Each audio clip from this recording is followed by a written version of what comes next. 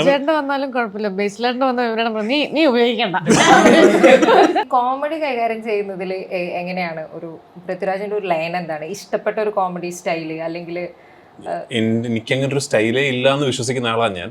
ഉണ്ടാകുന്നതായിരിക്കും എന്നെ കാണുന്ന ആൾക്കാർക്ക് തോന്നുക. ഈ ബേസിലിന്റെ റിയൽ ലൈഫ് ഒരു പേഴ്സണാലിറ്റിയെ കുറിച്ച് ഏറ്റവും അന്ന് എനിക്ക് ബേസിന് അത്ര പരിചയം പോലും ഇല്ല. ഏറ്റവും നല്ല റിമാർക്ക് എന്നോട് പറഞ്ഞ ജ്യോതികയാണ്. ആ ക്യാരക്ടറിനെ കണ്ട ഒരു ഒറ്റഴിവൊന്നും, പക്ഷെ ഇവനായതുകൊണ്ട് നമുക്കൊരു സ്നേഹവും തോന്നുന്നു.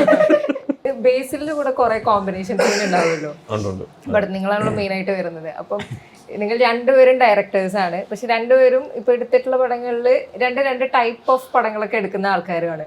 അപ്പോൾ നിങ്ങൾ തമ്മിലൊരു സീന് ഇപ്പം ഓക്കെ ഡയറക്ടർ പറഞ്ഞു തരും ഇങ്ങനെയൊക്കെയാണെന്ന് പറയും, പക്ഷെ നിങ്ങൾ രണ്ട് ബേസിലും പൃഥ്വിരാജും തമ്മിൽ കോമ്പിനേഷൻ എന്തായാലും സംസാരിക്കണ്ടാവില്ല ഈ സീൻ എങ്ങനെ ചെയ്യാം എന്നുള്ള കാര്യങ്ങളൊക്കെ. അപ്പം നിങ്ങളുടെ ഒരു ഡയറക്ടേഴ്സിന്റെ ഒരു സ്കില്ലും കൂടെ അവിടെ വരും. രണ്ട് ഡയറക്ടേഴ്സ് അത്യാവശ്യം സ്കില്ലുള്ള ഡയറക്ടർ ഉണ്ടായിരുന്നുണ്ട് ഞങ്ങൾക്ക്.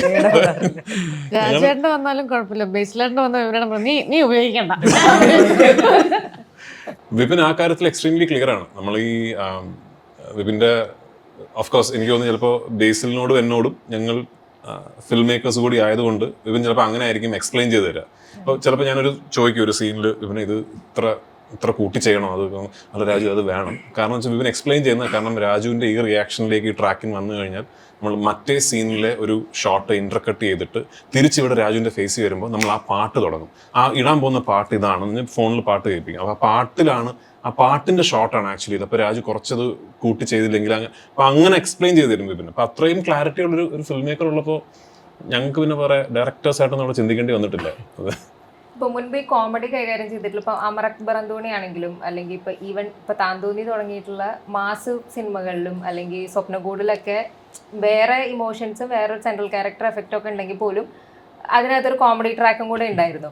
അപ്പം ആ സമയത്ത് കുറച്ച് വിമർശനങ്ങളും അതിന് കേട്ടിട്ടുണ്ട്, ഇഷ്ടപ്പെടുന്നവരും ഒരുപാടുണ്ട്. ഈ കോമഡി കൈകാര്യം ചെയ്യുന്നതിൽ എങ്ങനെയാണ് ഒരു പൃഥ്വിരാജിന്റെ ഒരു ലൈൻ എന്താണ് ഇഷ്ടപ്പെട്ട ഒരു കോമഡി സ്റ്റൈല്? അല്ലെങ്കിൽ എനിക്ക് അങ്ങനെ ഒരു സ്റ്റൈലേ ഇല്ല എന്ന് വിശ്വസിക്കുന്ന ആളാണ് ഞാൻ. ഉണ്ടാകുന്നതായിരിക്കും എന്നെ കാണുന്ന ആൾക്കാർക്ക് തോന്നുക. അപ്പോൾ എനിക്ക് എൻ്റെ ഡയറക്ടർ ഓക്കെ പറയും, എപ്പോൾ ഒരു ഷോട്ട് ഓക്കെ പറയുന്നു അതാണ് ഓക്കെ. ഡയറക്ടർ അല്ല ഒന്നുകൂടെ വേണമെന്ന് പറഞ്ഞാൽ എന്താ മാറ്റി ചെയ്യേണ്ടത്, അപ്പോൾ ഡയറക്ടർ ഇങ്ങനെ പറയും അല്ലത് ഇങ്ങനെ ചെയ്യണം, അല്ലെ കുറച്ച് ചെയ്യണം, അല്ലെ കൂട്ടി ചെയ്യണം, അങ്ങനെ ചെയ്യും. ഇപ്പോൾ ഡയറക്ടർ ഒരു എത്ര ടേക്ക് എടുക്കണമെങ്കിലും എടുക്കും. ഞാൻ അങ്ങനെ വിശ്വസിക്കുന്ന ആളാണ്. കാരണം ഞാൻ ഡയറക്റ്റ് ചെയ്യുമ്പോൾ അങ്ങനെയാണ് എൻ്റെ മനസ്സിലുള്ളത് എൻ്റെ ആക്ടേഴ്സിനെ കൊണ്ട് ചെയ്യിപ്പിക്കണം എന്ന് വിശ്വസിക്കുന്ന ആളാണ് ഞാൻ. അപ്പോൾ ഞാൻ അഭിനയിക്കുമ്പോഴും ഞാൻ ആഗ്രഹിക്കുന്ന അതാണ്, എൻ്റെ ഡയറക്ടേഴ്സിൻ്റെ മനസ്സിലുള്ളത് എന്നെ കൊണ്ട് അവർ ചെയ്യിപ്പിക്കണം എന്നാണ്. അപ്പോൾ എൻ്റെ സങ്കല്പം ഇതിൽ ഞാൻ ചെയ്തത് വിപിൻ ഓക്കെ ആയതുകൊണ്ടായിരിക്കാം വിപിൻ ഓക്കെ പറഞ്ഞിരിക്കുന്നത്. അത് ആൾക്കാർക്കും ഇഷ്ടപ്പെടട്ടെ എന്ന് ആഗ്രഹിക്കുന്നു. ബേസിലും കൂടെ വന്നിരുന്നെങ്കിൽ കുറച്ചുകൂടെ സംസാരിക്കുന്നുണ്ടായിരുന്നു. ബേസിൽ വളരെ ബിസിയാണ്, ബേസിൽ നാളെ വരും. ബേസിലുള്ള സെറ്റുകളുടെ ഒക്കെ കുറെ ലൊക്കേഷൻ വീഡിയോസ് ടോനോയും ബാക്കി എല്ലാവരും ഭയങ്കര ഫണ്ണായിട്ടാണ് ഈവൻ ഡയറക്റ്റ് ചെയ്യുന്ന പടങ്ങളിൽ വരെ ആളാ സെറ്റിൽ കാണാറുള്ളത്. അപ്പം ബേസിൽ നിന്നുള്ള ഒരു ഫാക്ടർ ഷൂട്ടിംഗ് സെറ്റിൽ നിങ്ങൾക്ക് ഭയങ്കര ഫൺ മനുഷ്യൻ തന്നെയാണോ? ആളിരിക്കുമ്പോഴും ആ എക്സ്പീരിയൻസ് ഒക്കെ ചോദിക്കണം എന്നുണ്ടായിരുന്നു. ഷൂട്ടിംഗ് സെറ്റിൽ ഭയങ്കര ഫൺ മനുഷ്യനാണ്. ബേസിൽ വളരെ സീരിയസ് ആണ്, പക്ഷേ ബാക്കിയുള്ളവർ വർക്ക് ചെയ്യാനും ഒക്കെ പുള്ളി ഭയങ്കര രസമുള്ളൊരു മനുഷ്യനാണ്. ഭയങ്കര പുള്ളിക്ക് തോന്നുന്നൊക്കെ പുള്ളി ഞങ്ങൾ പറയും. ഈ ബേസിലിന്റെ റിയൽ ലൈഫ് ഒരു പേഴ്സണാലിറ്റിയെ കുറിച്ച് ഏറ്റവും അന്ന് എനിക്ക് ബേസിന് അത്ര പരിചയം പോലും ഇല്ല. ഏറ്റവും നല്ല റിമാർക്ക് എന്നോട് പറഞ്ഞ ജ്യോതികയാണ്. ആക്ച്വലി ഞാൻ ഒരിക്കൽ സൂര്യയുടെയും ജ്യോതികയുടെയും വീട്ടിൽ ഭക്ഷണം കഴിക്കാൻ പോയി ബോംബെയിൽ. അപ്പം അന്ന് ജയ ജയ ജയ ഹേ സ്ട്രീമിംഗ് സർവീസിൽ വന്നിട്ടേ ഉള്ളൂ. അപ്പോൾ ജോ ആ സിനിമ എന്തോ തലേന്ന് കണ്ടു. അപ്പോൾ ആ സിനിമയെക്കുറിച്ച് സംസാരിക്കുകയായിരുന്നു. ഇങ്ങനെ എന്ത് ബ്രില്യൻ്റ് ആണ് പടം. അപ്പം ബേസിലിനെ പറ്റി പറയാം, അതായത് ആ ക്യാരക്ടറിനെ കണ്ട ഒരു ഒറ്റഴിവൊന്നും, പക്ഷെ ഇവനായതുകൊണ്ട് നമുക്കൊരു സ്നേഹവും തോന്നുന്നു.